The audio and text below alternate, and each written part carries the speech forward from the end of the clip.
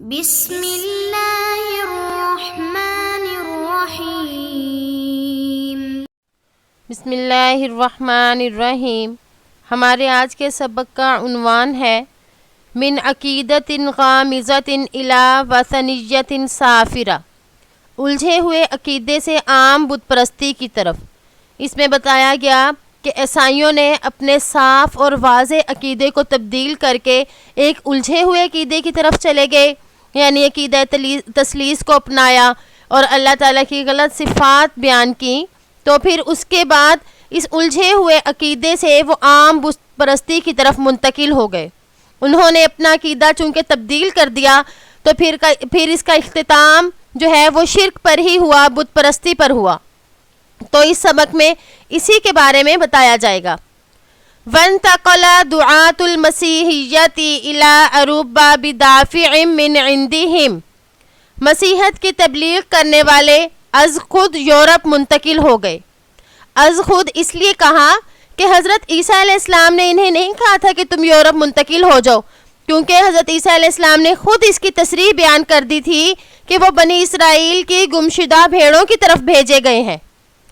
وقت شاعت فیہا الوثنیۃ السافرۃ من زمان، ان میں عرصے سے بت پرستی راہ با گئی تھی۔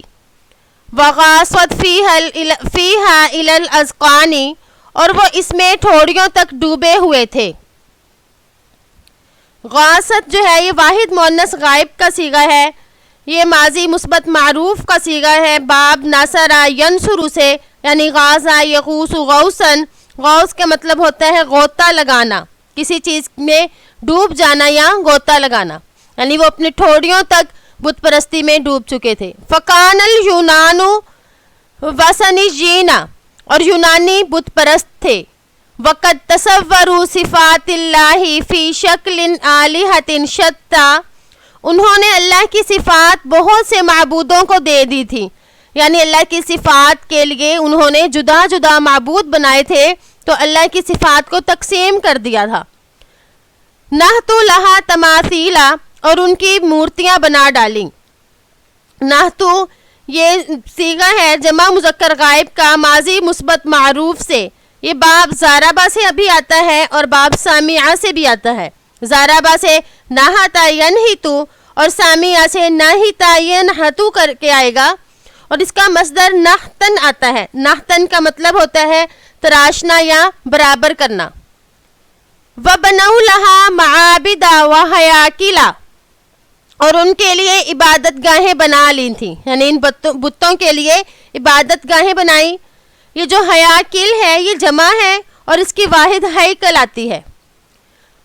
فَلِلرِّزْقِ إِلَٰهٌ، رزق کا علیحدہ خدا، وَلِلرَّحْمَةِ إِلَٰهٌ، اور رحمت کا علیحدہ خدا۔ جیسے کہ بیان کیا گیا کہ انہوں نے اللہ کی صفات کو الگ الگ معبودوں میں تقسیم کر دیا، اب اسی کی وضاحت ہے کہ فَلِلرِّزْقِ إِلَٰهٌ وَلِلرَّحْمَةِ إِلَٰهٌ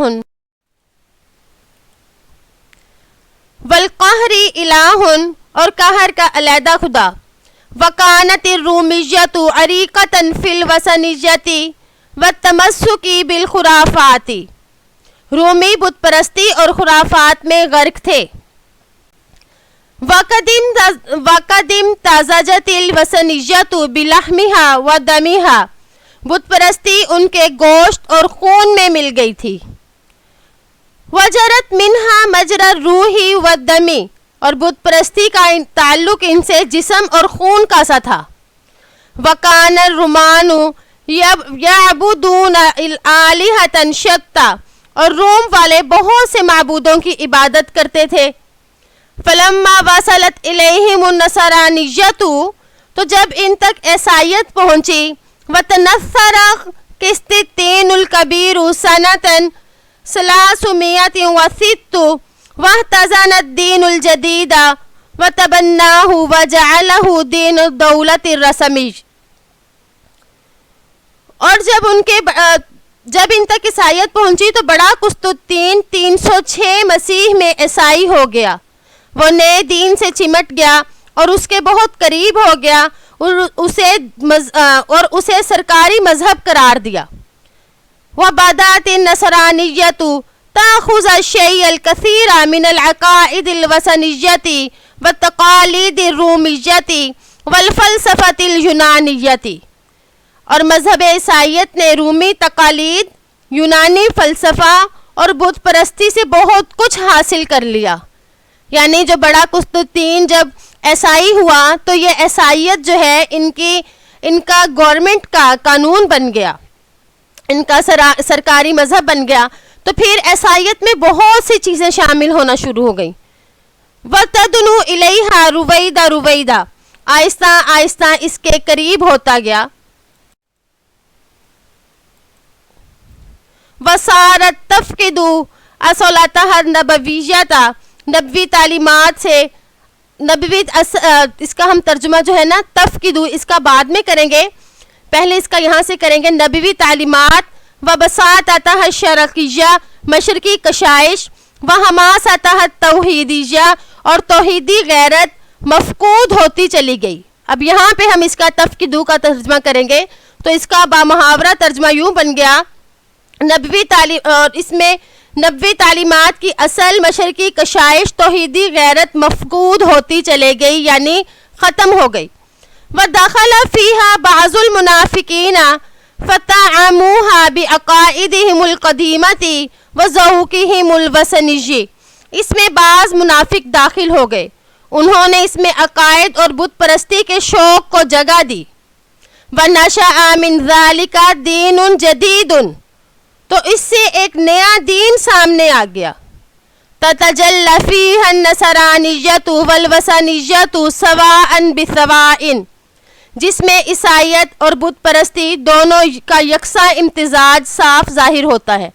یعنی ایک نیا ہی دین بن گیا جس میں عیسائیت اور بت پرستی دونوں برابر تھے، دونوں کا یکساں امتزاج تھا. وَكَذَلِكَ صَارَتِ النَّصْرَانِيَّةُ زَاحِفَةُ الْفَاتِحَةُ عَلَى دَرْبِ غَيْرِ الدَّرْبِ الَّذِي سَلَكَ الْمَسِيحُ بِهَا عَلَيْهِ، اس طرح حملہ آور عیسائیت اس راستے سے ہٹ کر چل پڑی جس پر مسیح چلے تھے. وَدَعَا إِلَيْهِ، اور اس کی طرف انہوں نے دعوت دی تھی. وَكَانَتْ كَسَالِكِ طَرِيقٍ يَزِلُّ عَنِ الطَّرِيقِ عَنْ قَصْدٍ أَوْ عَنْ غَيْرِ قَصْدٍ فی ظلام اللیل، اور عیسائیت اس راہی کی طرح ہو گئی جو جان بوجھ کر یا بن جانے راستے سے بھٹک گیا ہو، اور وہ بھی رات میں. یعنی اس میں مثال دی کہ رات کے اندھیرے میں کوئی راستے میں بھٹک گیا ہو، چاہے وہ جان کر بھٹکا یا بے انجانے میں بھٹکا، لیکن اس نے اپنی راہ چھوڑ دی. اسی طرح عیسائیت والے لوگوں نے بھی اپنی راہ کو چھوڑ دیا. فَيُوَاصِلُ سِيرَهُ عَلَى طَرِيقٍ لَا يَتَلَقِّ بِطَرِيقِ الْأَوَّلِ إِلَى الْأَخِيرِ، تو ایسا شخص آخر تک پہلے راستے پر نہیں آ سکتا. یعنی وہ اتنے برے طریقے سے بھٹکا، اپنی منزل سے اپنے راستے سے اس طرح سے دور ہوا کہ آخر تک اپنے صحیح راستے پر نہیں آ سکتا. اسی طرح عیسائیت کو وہ اتنا غلط لے گئے کہ اصل عیسائیت کو مفقود ہی کر دیا. وَلِهَذِهِ الْحِكْمَةِ الدَّقِيقَةِ الَّتِي لَا يَعْرِفُهَا إِلَّا مَنْ قَرَأَ تَارِيخَ هَذِهِ الدِّيَانَةِ، اور یہ ایک باریک حکمت اور نکتہ صرف وہی جانتا ہے جس نے اس دین کا تاریخی مطالعہ کیا ہو، جس کو پتہ چلا ہو کہ کیسے اس دین کو بعد میں خراب کیا گیا.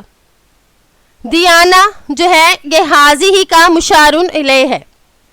وَصَفَهُمُ اللَّهُ بِالضَّلَالِ حین وصف الیہود بالمغضوبیت، اور اللہ نے ان کی گمراہی کا حال بیان کیا جیسے کہ یہود کی مغضوبیت کا بیان کیا. فقال علی لسان المسلمین، تو اللہ تعالیٰ نے مسلمانوں کی زبان سے کہا، اہدنا الصراط المستقیم، ہمیں سیدھا راستہ دکھا. صراط الذین انعمت علیہم غیر المغضوب علیہم ولا الضالین، ان لوگوں کا راستہ جن پر تو نے انعام کیا، نہ کہ ان لوگوں کا راستہ جس پر تیرا غضب ہوا، اور نہ ان کا جو گمراہ ہوئے. اس میں مغضوب سے مراد یہود ہیں اور ضالین سے مراد نصارہ یعنی عیسائی ہیں، کہ عیسائی جو ہے وہ گمراہ ہو گئے، اپنے اصل راستے سے ہٹ گئے.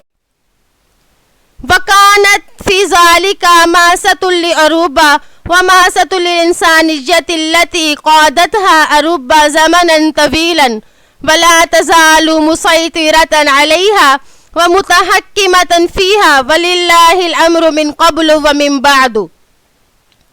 اس میں یورپ کا حادثہ ہے اور انسانیت کا حادثہ ہے جس نے ایک مدت دراز تک اسے چلایا اور برابر اسی پر تسلط کا عمل ہے، اور اللہ ہی کے لیے ہے امر پہلے بھی اور بعد میں بھی. اس میں جو لفظ ہے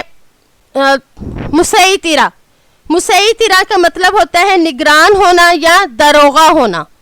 تو امید ہے کہ آپ کو آج کا سبق سمجھ آ گیا ہوگا کہ کس طرح سے حضرت عیسیٰ علیہ السلام کی جو دعوت تھی وہ کیسے شروع ہوئی. وہ دعوت تو دعوت توحید تھی، لیکن اس کے بعد کیسے اس کی شکل کو بگڑتے بت پرستی تک پہنچا دیا.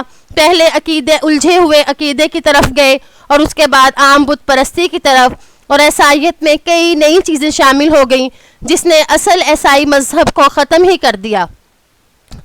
تو آج ہمارا قصص النبیین کا یہ آخری سبق تھا، چوتھے حصے کا آخری سبق، جس میں حضرت عیسیٰ علیہ السلام کا قصہ چوتھے حصے کا آخری قصہ تھا. آج وہ اختتام کو پہنچا. تو اس میں اللہ تعالیٰ کی ہم نے قدرت قاہرہ اور قدرت غالبہ کو بار بار دیکھا کہ اللہ تعالیٰ کیسے اپنی قدرت کے ساتھ نہ ہونے والی چیزوں کو بھی کر ڈالتے ہیں. تو اس سے ہمیں ہمارے یقین کو اور تقویت پہنچی، اور ہمارا اس بات پر یقین ہو گیا کہ اللہ اسباب کا محتاج نہیں، اللہ جو کرنا چاہتا ہے وہ کرتا ہے. تو امید ہے کہ آپ کو آج کا سبق سمجھ آ گیا ہوگا. السلام علیکم ورحمۃ اللہ وبرکاتہ.